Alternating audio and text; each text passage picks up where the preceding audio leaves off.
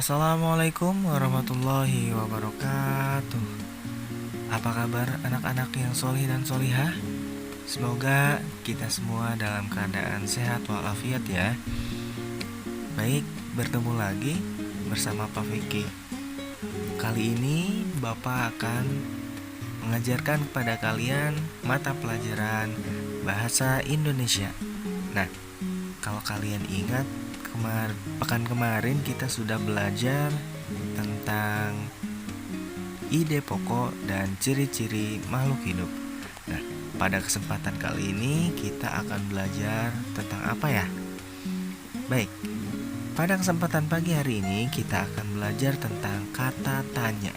Nah, kalian tahu kata tanya? Oke, baik, nanti kita sama-sama belajar ya. Namun sebelum kita lanjutkan pembelajarannya, mari sama-sama kita buka pembelajaran ini dengan membaca ta'awudz dan basmalah. A'udzu billahi minasyaitonir rajim. Bismillahirrahmanirrahim. Oke, kita lanjutkan. Namun jangan lupa kalian siapkan pensil kalian, buku tulis, dan buku paketnya. Oke, mari kita lanjutkan pembelajarannya. Apa itu kata tanya? Nah, kata tanya adalah kata yang digunakan untuk menanyakan sesuatu. Kata tanya bisa digunakan untuk kegiatan wawancara. Nah, jadi kata tanya ini kata yang sering digunakan atau kata yang berfungsi untuk menanyakan sesuatu. Biasanya kata tanya ini berada di awal kalimat. Nah, pada kegiatan wawancara, kata tanya ini selalu digunakan. Kalian tahu wawancara itu apa? Wawancara adalah kegiatan bertanya kepada narasumber untuk memperoleh informasi yang dibutuhkan. Nah, baik, kita lanjutkan ya. Kata tanya biasa disingkat adik Simba. Nah, adik Simba ini singkatan daripada kumpulan kata tanya. Jadi kata tanya itu apa saja sih? Yang pertama ada apa, di mana, kemudian kapan, siapa, mengapa, bagaimana, dan berapa. Nah, biasa disingkat dengan adik Simba. Jadi kalau kalian mau mengingat-ingat kata tanya itu, tinggal adik Simba. A-nya apa, D-nya di mana, K-nya kapan, C-nya siapa, M-nya mengapa, B-nya bagaimana, dan A-nya berapa. Oke, ingat ya, adik Simba. Jadi ada berapa kata tanya? Iya, betul, ada 7 kata tanya. Oke, kita lanjutkan ya. Nah, kata tanya apa? Kata tanya apa digunakan untuk menanyakan sesuatu. Contohnya, apa hobi yang kamu suka? Hobiku menyanyi. Apa yang sedang kamu lakukan? Aku sedang mengaji.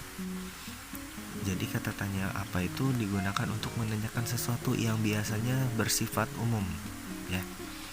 Baik, kita lanjut ke yang kedua. Di mana? Kata tanya di mana digunakan untuk menanyakan tempat. Jadi kalau kalian mau menanyakan tempat, menggunakan kata tanya di mana. Contoh, di mana tempat tinggalmu? Di perumahan Gardenia. Di mana sekolahmu? Sekolah saya di Al-Fatih 1 Citra Raya. Bisa dimengerti anak-anak? Bisa membedakan fungsi daripada kata tanya apa dan di mana? Oke, kalau di mana untuk menanyakan tempat ya. Jadi jawabannya itu pasti tempat yang dituju. Oke, kita lanjutkan. Yang ketiga, kapan. Nah, kapan? Kata tanya kapan digunakan untuk menanyakan waktu. Nah, contohnya, kapan kamu setoran hafalan Al-Quran? Nah, pasti yang ditanyakan adalah waktu. Kapan, ya? Jawabannya setelah selesai sholat asar, ya, atau pada pukul 4 sore, bisa seperti itu. Menanyakan waktu, ya. Jadi kalau ada kata tanya di depannya kata tanya kapan, berarti jawabannya adalah waktu. Bisa pagi, siang, sore, setelah subuh, setelah makan, setelah, ya, berkaitan dengan waktu. Oke, kita lanjutkan. Adiksi. Nah, si-nya siapa? Kata tanya siapa digunakan untuk menanyakan seseorang. Contohnya, siapa yang mengajarkanmu sholat? Ayah dan ibuku. Nah, jadi kata tanya siapa ini digunakan untuk menanyakan seseorang, ya. Jadi kalau jawabannya orang, ya, nama orang atau seseorang, berarti kita harus menggunakan kata tanya siapa. Contoh lain lagi, siapa yang menggunakan baju merah itu? Nah, oh, itu adalah adik saya, gitu. Siapa yang mengantar kamu ke sekolah? Nah, pasti jawabannya orang dong, ya, manusia.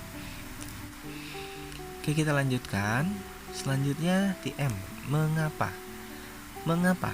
Kata tanya mengapa digunakan untuk menanyakan alasan. Nah, jadi kalau kalian mau mengetahui alasan, kita gunakan kata tanya mengapa. Tapi dalam bahasa sehari-hari biasanya ada juga kenapa, ya, kenapa, ya.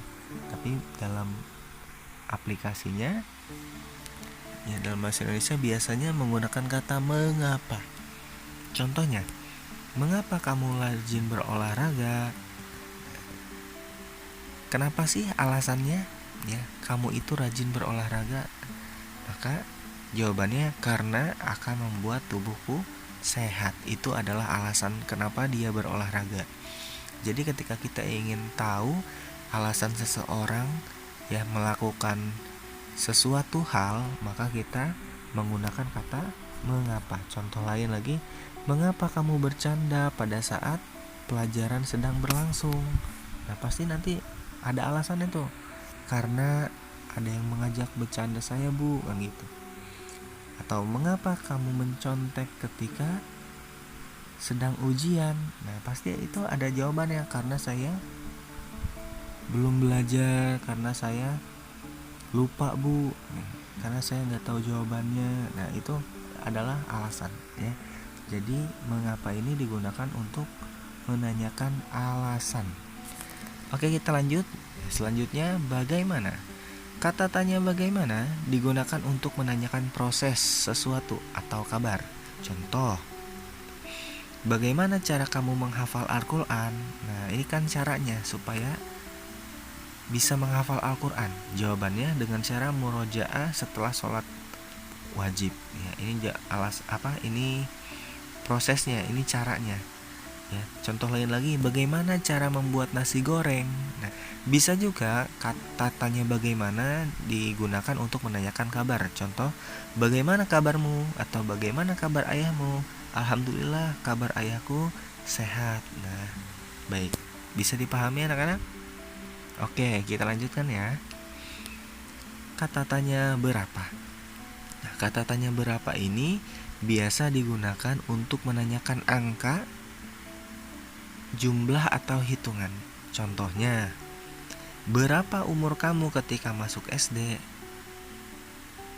Saat berumur 7 tahun. Aku masuk SD saat berumur 7 tahun. 7 tahun itu adalah angka, ya. Atau ada pertanyaan lagi, contoh lain. Berapa jumlah siswa kelas 3C? Nah, itu juga kan menanyakan angka, ya, atau hitungan. Jadi jumlah dari semua siswa kelas 3C. Jawabannya jumlah siswa 3C ada 32. Nah, itu contoh lainnya. Oke? Paham anak-anak? Kalau berkaitan dengan berapa, kalau berkaitan dengan angka, jumlah atau hitungan, maka yang digunakan adalah kata tanya berapa. Oke, baik, kita lanjutkan ya. Nah, selanjutnya kita akan membahas tentang ciri-ciri daripada makhluk hidup. Masih sama, ya, pertumbuhan dan perkembangan. Salah satu ciri-ciri makhluk hidup diantaranya adalah pertumbuhan dan perkembangan.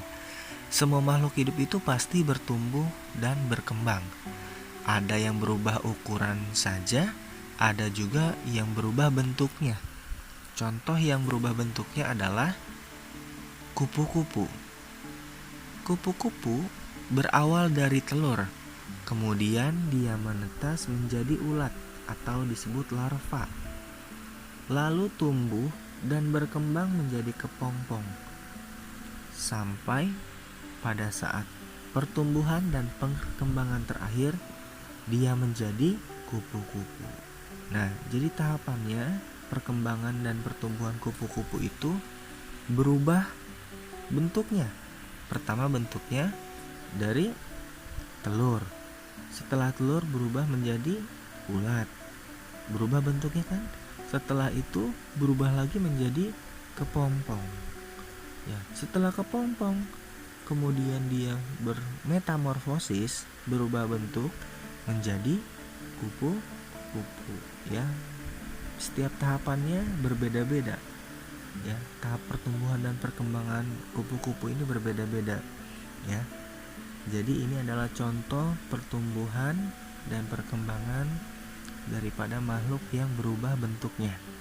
Ya, kalau kita manusia kan bentuknya sama saja ya seperti ini, nggak ada yang tangannya berubah jadi sayap gitu ya, nggak ada kan. Terus nggak ada yang kakinya berubah gitu ya, jadi kayak kaki burung, nggak ada yang seperti itu ya. Jadi kita mah tidak berubah, hanya saja ukurannya, ya ukurannya saja yang berkembang besar. Tapi kalau kupu-kupu itu pertumbuhan dan perkembangannya mengalami yang namanya perubahan bentuk. Oke, kita lanjutkan ya nak. Ayo kita ingat-ingat. 1. Titik-titik jumlah tahapan pertumbuhan dan perkembangan pada kupu-kupu. Kedua, titik-titik proses pertumbuhan kupu-kupu dari awal sampai akhir.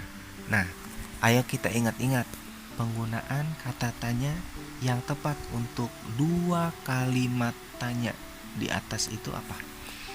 Apakah kita menggunakan apa, di mana, kapan, siapa, mengapa, bagaimana, berapa? Coba kita lihat pertanyaan pertama itu yang ditanyakan apanya? Tentang apa? Titik-titik jumlah tahapan pertumbuhan dan perkembangan kupu-kupu. Nah, jumlah berarti kalau berkaitan dengan jumlah kita harus pakai kata tanya bagaimana? Oh, bukan. Kapan? Bukan. Kalau kapan menanyakan waktu. Siapa? Seseorang, nama orang. Bukan. Berapa? Ya, berapa. Berapa jumlah tahapan pertumbuhan dan perkembangan pada kupu-kupu? Nah, ada yang bisa jawab berapa jumlah tahapan pertumbuhan dan perkembangan pada kupu-kupu? Ada berapa tahap? Ya, ada 4 tahapan, ya. Ada 4 tahapan perkembangan dan pertumbuhan daripada kupu-kupu. Kemudian, soal yang kedua. Apa kalimat tanya yang tepat? Apa kata tanya yang tepat? Kita lihat titik-titik proses pertumbuhan. Proses, ingat kalau proses itu yang digunakan kata tanya apa? Berapa? Bukan. Mengapa? Kalau mengapa itu alasan. Siapa itu? Orang. Kapan itu? Waktu. Di mana itu? Tempat. Apa itu? Sesuatu yang umum. Nah, kalau ini bertanya tentang proses, masa apa kira-kira? Apa proses pertumbuhan?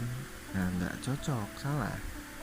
Yang tepat adalah bagaimana. Bagaimana proses pertumbuhan kupu-kupu dari awal sampai akhir? Bagaimana prosesnya? Tahapannya dari apa saja?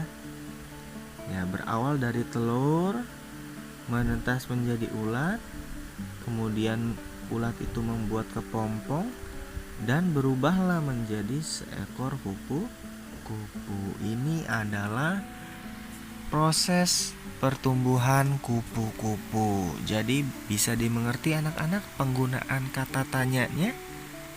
Ya, ingat-ingat ya, kalau menanyakan jumlah itu menggunakan berapa.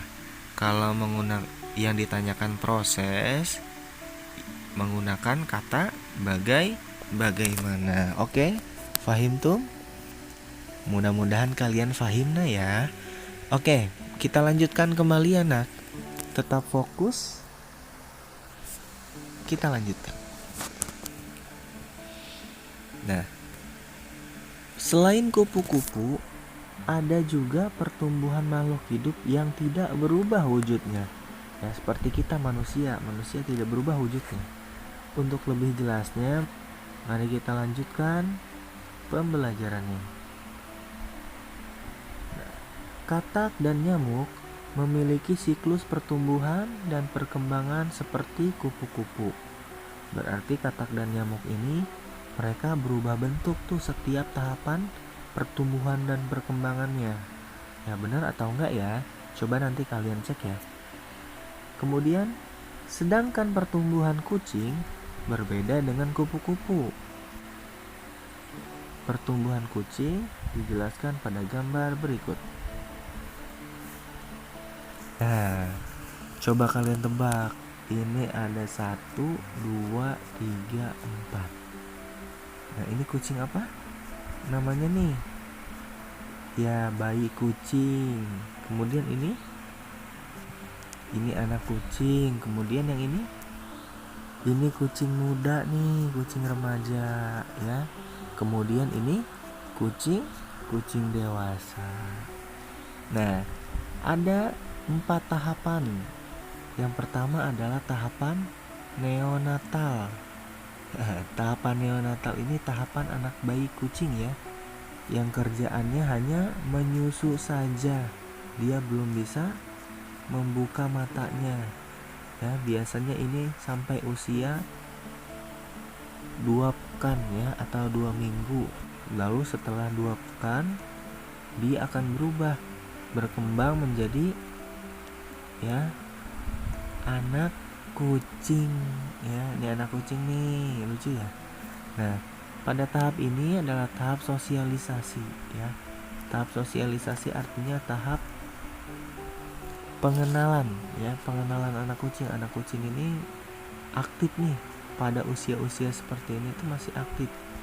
Makanya nggak heran kalau kalian melihara anak kucing ya, biasanya tuh anak kucing tuh aktif ya, lompat-lompat ke sana kemari, ada yang gerak sedikit dikejar. Nah itu ya. Nah, tahap yang selanjutnya adalah tahap remaja. Nah, ini kucing remaja nih ya.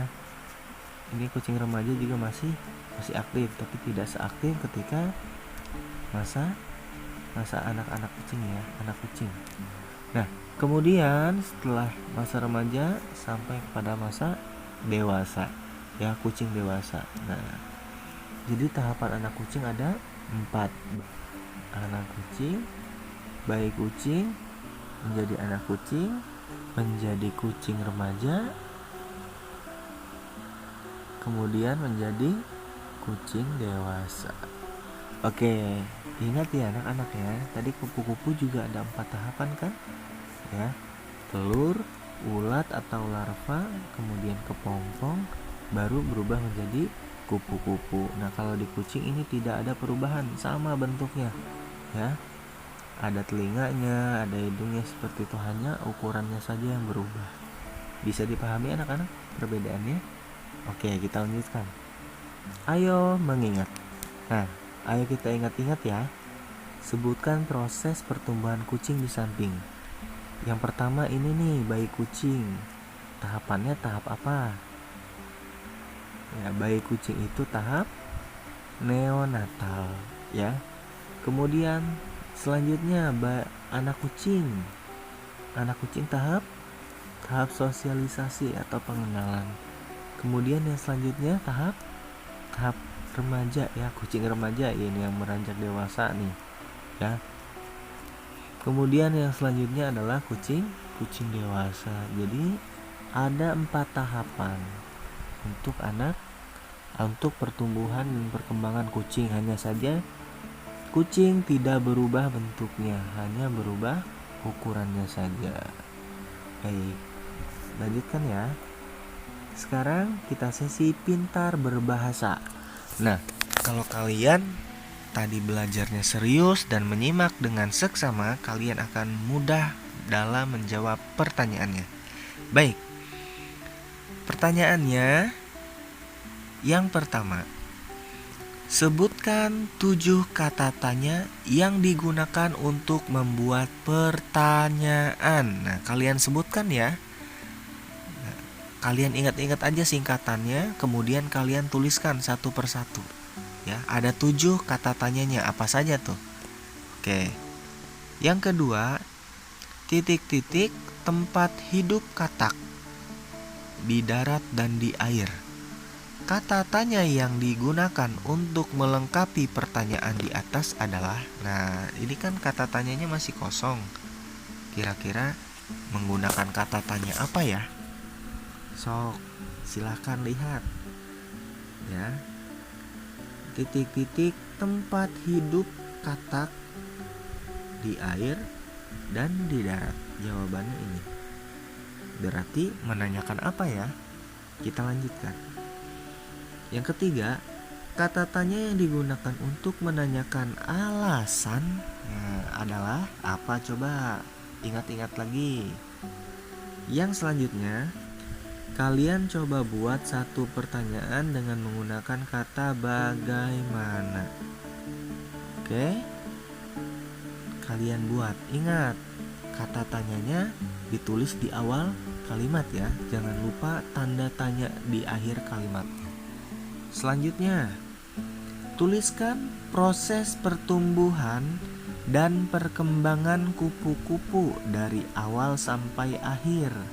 Nah, jadi di nomor 5 ini kalian diminta untuk menuliskan tahapan daripada pertumbuhan dan perkembangan kupu-kupu.